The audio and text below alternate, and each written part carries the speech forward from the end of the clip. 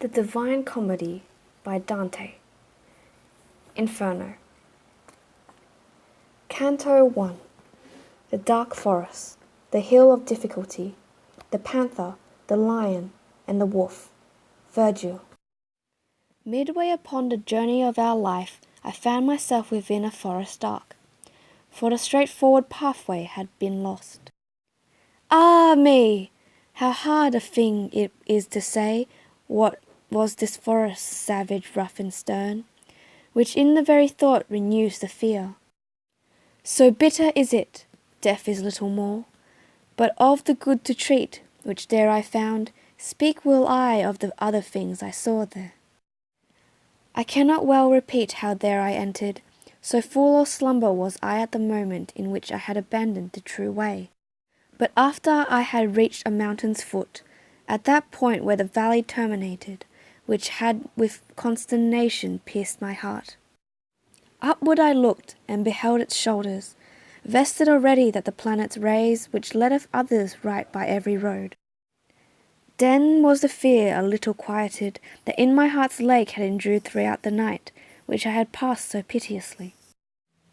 And even as he who, with distressful breath, forth issued from the sea upon the shore, turns to the water perilous and gazes, so did my soul, that was still fleeing onward, turn itself back to re-behold the past, which never yet a living person left.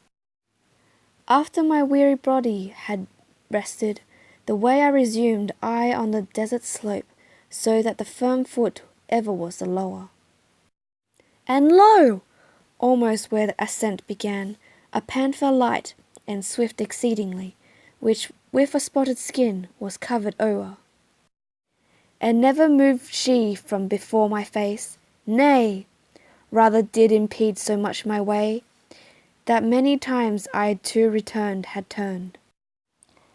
The time was the beginning of the morning, and up the sun was mounting with those stars that with him were.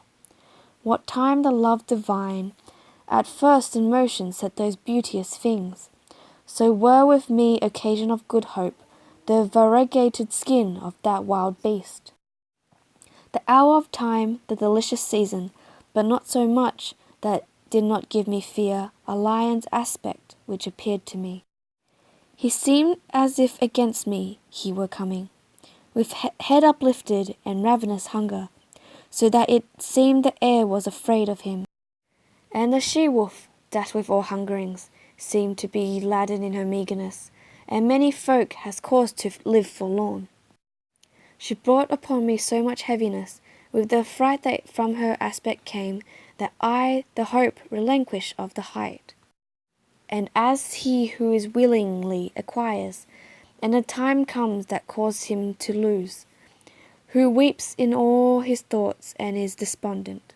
Me made that the beast without ten peace, which coming on against me by degrees thrusts me back thither where the sun is silent.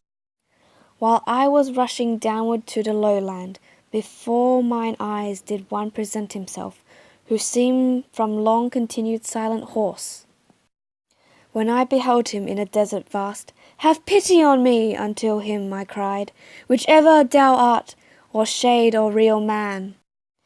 He answered me, not man, man once I was, and both my parents were of Lombardy and Mantuans, by country both of them.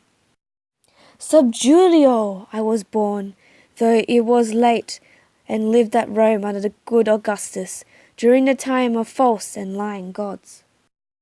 A poet was I, and I sang that just son of Anchises, who came forth from Troy, that after Ilion the superb was burned. But thou, why goest thou back to such annoyance?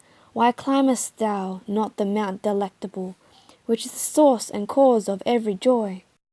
Now, art thou that Virgilius, and that fountain, which spreads abroad so wide a river of speech?